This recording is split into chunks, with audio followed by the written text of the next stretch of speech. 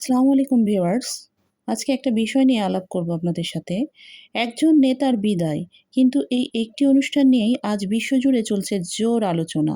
কারণ এখানে শুধু একজন শিয়া সুপ্রিম লিডারকে শেষ শ্রদ্ধা জানানো হয়েছে এমনটি যেমন রয়েছে, পাশাপাশি কিছু দৃশ্য দেখা গেছে যেখানে যা অনেকের মতে ইরানের কূটনীতি, ধর্মীয় প্রতীক এবং আঞ্চলিক রাজনীতির এক অসাধারণ ও সুচিন্তিত সমন্বয়।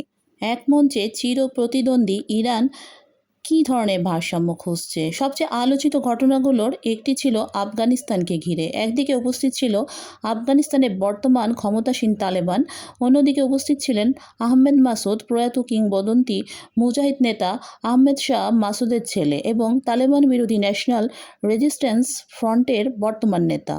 বছরের পর বছর ধরে এই দুই পক্ষ একে অপরের বিরুদ্ধে অস্ত্র ধরেছে। একটি পক্ষ আজ আফগানিস্তানের ক্ষমতায় আর অন্য পক্ষটি প্রতিরোধের প্রতীক। তবুও ইমাম খামেনির বিদায় অনুষ্ঠানে একই ছাদের নিচে দেখা গেল তাদের। প্রশ্ন হলো, কেন ইরান তাদের একই মঞ্চে আমন্ত্রণ জানালো?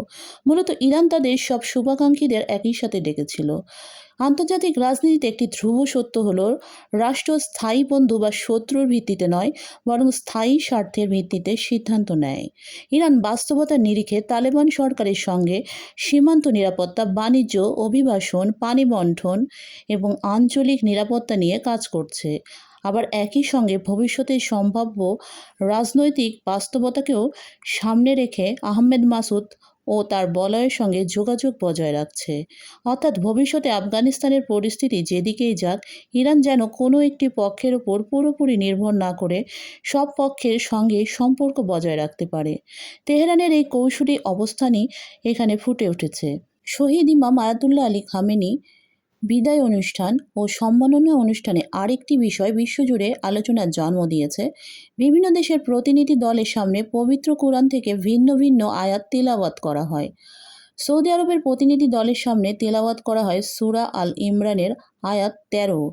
কাতারের প্রতিনিধি দলের সামনে তেলাওয়াত করা হয় সূরা আল ফাতহ ১ আয়াত থেকে ৩ আয়াত পর্যন্ত। ফিলিস্তিনের প্রতিনিধি দলের সামনে পাঠ করা হয় সূরা আল ইসরা ১ম আয়াত, যেখানে মসজিদুল আকসার কথা উল্লেখ করা হয়েছে। পাকিস্তানের প্রতিনিধি দলের সামনে তেলাওয়াত করা হয় সূরা আল ইসরা আয়াত ৮০। কল্যাণীর সঙ্গে প্রবেশ, কল্যাণীর সঙ্গে প্রস্থান এবং আল্লাহর সাহায্যের দোয়া। এদিকে তুরস্কের প্রতিনিধি দলের সামনে পাঠ করা হয় সূরা আন-নিসা আয়াত ৯৫, যেখানে আল্লাহর পথে ধন প্রাণ দিয়ে সংগ্রামকারীদের মর্যাদার কথা বলা হয়েছে। বাংলাদেশের প্রতিনিধি দলের সামনে তেলাওয়াত করা হয় সূরা আল ইমরানের আয়াত ১৬৯ থেকে ৭০, যেখানে আল্লাহর পথে নিহতদের জীবিত ও সম্মানিত হওয়ার সুসংবাদ দেওয়া হয়েছে। তালেবান প্রতিনিধি দলের সামনে তেলাওয়াত করা হয় সূরা আল ফাতহর প্রথম ২ আয়াত, যেখানে সুস্পষ্ট বিজয় ও আল্লাহর অনুগ্রহের কথা বলা হয়েছে। আর হামাস প্রতিনিধি দলের সামনে পাঠ করা হয় সূরা আল আজহাবের আয়াত ২৩, যেখানে আল্লাহর সঙ্গে কৃত অঙ্গীকার পূরণকারী মুমিনদের কথা উল্লেখ করা হয়েছে। অনেকে মনে করছেন প্রতিটি দেশের জন্য ভিন্ন ভিন্ন আয়াত নির্বাচন ছিল অত্যন্ত তাৎপর্যপূর্ণ। আপনাদের কি মনে হয়, এটি কি শুধুই কোরআন তেলাওয়াত, নাকি আয়াত নির্বাচনের মধ্যে একটি গভীর বার্তা ছিল?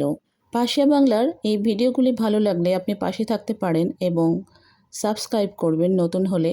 আজ এ পর্যন্তই, আবারও দেখা হবে ইনশাআল্লাহ। আল্লাহ হাফেজ।